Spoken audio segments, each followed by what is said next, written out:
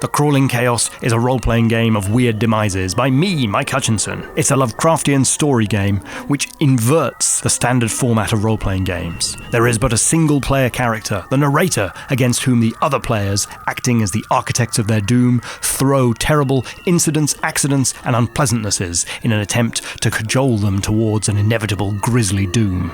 This is a zero-prep story game for 2 to 5 players, or you can play by yourself with the included solo rules for either spoken or written play. The game requires 0 preparation and contains a host of useful random tables to trigger your imagination. As part of Zine Quest 25, I'm offering this 32-page digitally printed saddle-stitched zine version of the game, which I'm getting printed locally here in Canterbury. The Crawling Chaos is a Lovecraftian role-playing game unlike any other. Back immediately or suffer an Eldritch doom.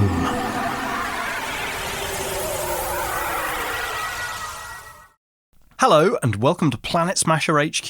This is The Crawling Chaos, a role-playing game of weird demises by me, Mike Hutchinson. This is my first ever role-playing game, and I have produced it as a zine. The Crawling Chaos is a role-playing game of weird demises. It's a Lovecraftian story game that feels like a Lovecraft story. The Crawling Chaos is a zero-prep role-playing game that lets you invent short, macabre tales of weird horror, in which a lone narrator is drawn into a web of esoteric and obscure mysteries until their curiosity leads them to an eldritch doom. It plays with 2 to 5 players, or by yourself with the included solo rules. The Crawling Chaos inverts the traditional format of role-playing games. The game moderator controls a single character, the narrator, against whom the players, as architects of their doom, act as the world and the incidental characters, throwing incidents, accidents, and unpleasantnesses in an attempt to propel them towards an inevitable and grisly doom. So the Crawling Chaos is a story game for 1 to 5 players. It takes between 1 to 2 hours, and it requires 0 preparation before you sit down to play. It allows you to improvise tales of weird horror with your friends. One player is the narrator, speaking always in the first person. The other players play as architects, spending points to introduce characters, incidents, and threats to which the narrator reacts and responds. There are solo rules for either spoken or written play, and a huge host of random tables to keep your imagination firing. This is self-published by me, hence the Planet Smasher Games logo on the front and back. Shall we take a look inside? Inside, we find the introduction, and then the basic description of the game and the actions that the players will take within the game. There's a specific section on associates and adversaries, which are secondary characters that the players can introduce on either side to their benefit. Then we find the rules for creating your narrator and for the architects to make their preparations. That concludes basically the rules of the game. What follows is a set of advice and guidance, first for the narrator and then for the architects, about how I intend the game to play and how some of the mechanics are supposed to work during the play session. There's further advice for all the players on the tone and the language that you use during the game, and there follows an example of play with multiple players. Next, we find some tables for first the awful truth, and then who or what the grand architect of this doom is. There are some safety tools provided, and then rules for solo play with an example of how that works. I conclude with a few afterwords about the game's design, and then the character sheets. Shall we take a look at the character sheets? So there are 2 kinds of character sheets at the back here. There is the narrator, who has a name, an occupation, both current and until previously, and their wealth, both current and until previously. We'll roll on tables to generate that. And then there are 3 statistics: composure, vigour, and ignorance. These have a starting value, which is randomly generated, and these will be eroded by the actions of the architect until such time as it becomes possible to threaten them with an eldritch doom. Now, the narrator speaks always in first person, and there's a little quote at the bottom to sort of remind you and nudge you in that direction. "If I must tell more, you shall judge for yourself how mistaken and deluded I was, how my curiosity was to prove the undoing of all." And the architects have a slightly different sheet. They can simply put their player's name, and then they randomly generate a pool of aspects, which are the elements in the story world and the story over which they can take temporary control. The aspects provided here are family and ancestry, friends and neighbours, love and lust, the city, politics and crime, the natural world, travel and vehicles, technology and industry, scholarship, the arts, and then disease and ill health, drink and drugs, violence, decay and degeneration, liminal spaces, sleep and dreams, the deep and the dark, magic and the occult, forbidden law, and finally unnatural horrors. Let me introduce you to the game, and then we'll find out how to create our narrator and prepare as the architects. So this game's initial inspiration was a quote from H.P. Lovecraft in his Notes on Writing Weird Fiction, in which he informs us that weird fiction is built up from incident, not from action. This got me really thinking about how, in particularly H.P. Lovecraft's stories, the main character, the narrator, is so often a passive and reactive character in the story. They aren't a heroic protagonist that takes adventurous actions and propels the narrative forward with their own ingenuity and actions. They tend to sort of stumble into something terrible. And so here, I'm trying to create a game where that can be possible. The central character, in fact the only character in the game, is a somewhat reactive character. The narrator is beset on all sides by challenges, but they are mostly reacting to interruptions to their situation. The players, therefore, control what in Lovecraft stories tends to be the actual active forces, which are the weirdness and the horror around them, the incidents and the accidents and the unpleasantnesses that are besetting our somewhat reactive narrator. And so that is where the origin of this game comes from. Let me describe for you the basic shape of the game. So the game is a conversation through which you invent a story. The conversation begins with the narrator describing their present situation. One architect takes an action to disturb that situation with an incident, and the narrator reacts to that intrusion. Another architect takes an action to drive the story on further, and so it goes on towards the revelation of the awful truth. The narrator speaks in first person and may only react to characters' threats and incidents. The architects speak in third person and may only describe and control elements external to the narrator. The conversation continues, eroding the narrator's pools until they find themselves at mortal risk, and one architect successfully consummates a final Eldritch doom and speaks the final word. So here, there's a bunch of highlighted words which are explained with rules in the subsequent section here. So I've introduced you to the pools that the players have, the narrator with their composure, vigour and ignorance, and the architects with their pools of aspect points. The other important thing is the actions which the architects can take. So the architects can take actions to interrupt the narrator's current situation, introduce an existing or new adversary, usher the narrator further down their current path, or threaten the narrator with some peril. So as an architect, you can take these actions during the game. So you can interrupt, spend a point, which means to erase one of the aspect dots on your architect sheet. You can spend a point to interrupt the narrator's current situation, describe the unexpected intrusion or chance occurrence that disturbs the narrator's activity, and it must relate to that spent point. The narrator then describes their reaction to the interruption. The introduce action is used by the architects to introduce a new adversary or reintroduce a previously established one. This is the one action that can also be used by the narrator to create and introduce an associate. Introducing a new associate or adversary requires the spending of 1, 2 or 3 pool points, and that becomes the sort of strength of that adversary or associate within the game. The third action is to usher. You take this action to usher the narrator further down their current path. This action allows you to press on a fruitful narrative thread or elaborate on it without the need to interrupt it or introduce new elements. And you do not spend a point when you usher. Now, the threaten action is absolutely core to the way that the game plays. As an architect, you spend a point to threaten the narrator with some peril.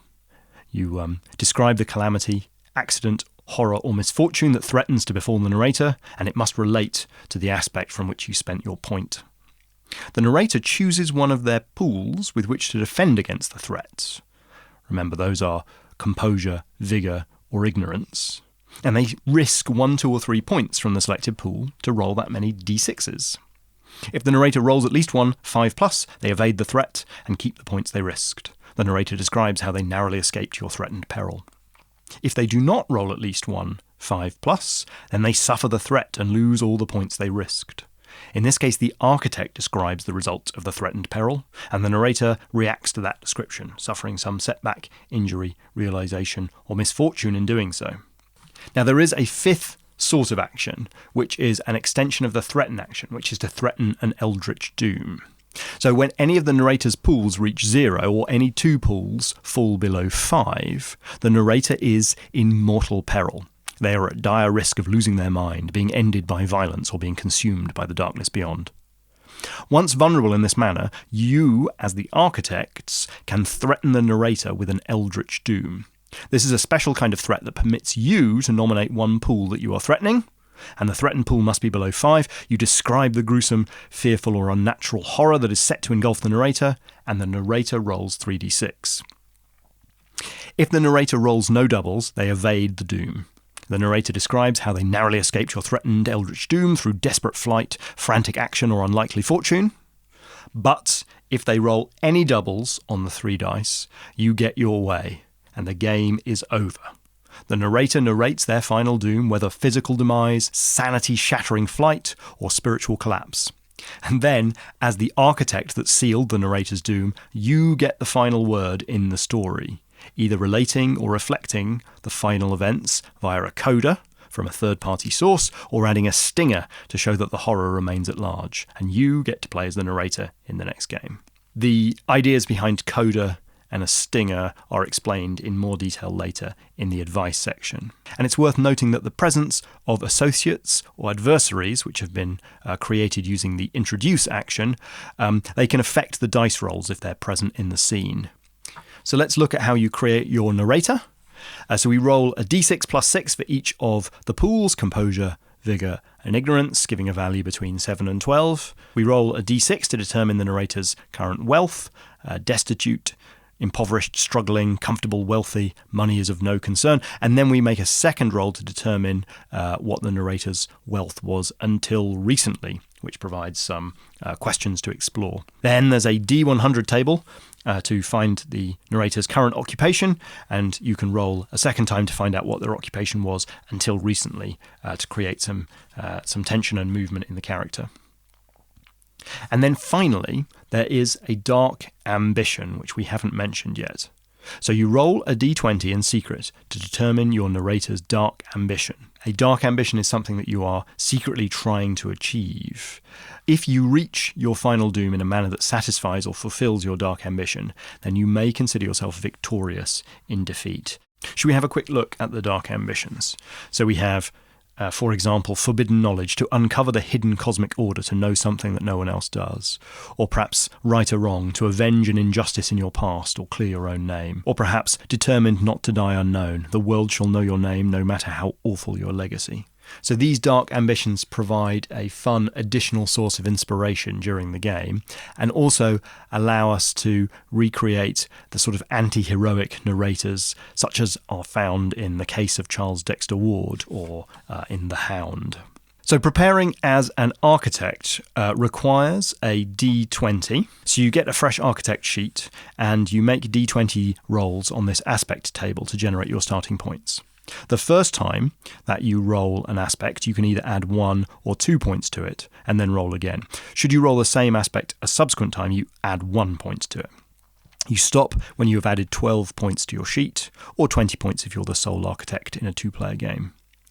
Now, these are intended to be very interpreted at the table, so valid and appropriate interpretations of the meaning and the scope of these aspects within your story and in relationship to your narrator is a matter for you and your fellow players at the table. Once the narrator and architect sheets have been created and the game is essentially set up, we ask the narrator to leave the room, leaving their narrator sheet on the table. As architects, we briefly discuss and agree on the awful truth that will underlie our tale, and we can use the tables at the back to figure this out. So there are tables here for awful truth. There's a D100 table for story inspirations, and the grand architect, sort of who the mythos horror that is driving this tale from the shadows might be. And you don't have to use these are just here to help you get set up with zero preparation if you're lacking inspiration. You may find that the stuff that's on the narrator sheet and any initial thoughts that they have shared about the character of their narrator may inspire you guys. So the awful truth is not intended to be like a fleshed out scenario or a full understanding of what the story and the events are going to be. It's simply an understanding of where the end point is, or what the horror that is driving the action from the shadows will be. So we only need to agree something very simple like the Yellow King is behind it. And then we can use that during our inspirations as the architects to sort of riff off each other, but knowing that we're heading in roughly the same direction. So the architects begin the game all knowing the awful truth. The narrator is in the dark. As architects, try to collaborate and riff off each other to hint at and build towards the awful truth. But try to keep your narrator ignorant of it for as long as possible to lend the rising fear in their narration an additional ring of authenticity. What follows now is a set of advice for the narrator about how to set up their role, what their opening situation and perhaps opening line is. There's a table here for what you can speak first in the story to sort of summon the right atmosphere. A little bit of detail and advice about how to think about the pools on your character sheet and how to use associates.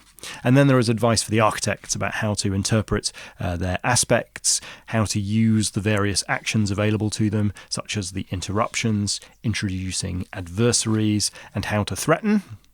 And then here is the advice on threatening eldritch dooms and speaking the final word, whether it be a coda or a stinger. Here's some notes on the right tone and language to strive for if you want to capture a similar vibe to those of the source material, and here's an example of play. And here are some details of safety during play. In particular, there is an additional action available to all the players called the edit action, and this can be invoked in a number of ways. One is by speaking the words, "I suggest we edit this section, it's not working for me," or you can put an object in the center of the table. Touching the object also invokes the edit action. There's here rules for solo play, which requires a deck of playing cards, and you will flip cards to find out what actions the architects are taking and roll dice to further determine them. So the suit of the flipped card indicates what action your unspeaking architect is taking against you, and then you roll on the tables earlier in the book to find out some more details, which you can then use to inspire yourself. And here is an example of solo play to show how that works. And here at the end, there's a few words from me about how using cards scavenged from other games can be a good inspiration, what inspired me in the creation of this game, and how the game began, and some thanks. So there it is, The Crawling Chaos, a role-playing game of weird demises by Mike Hutchinson. I very much hope that you will consider backing this on Kickstarter or heading on over to Itch to download it today. Until next time, bye-bye.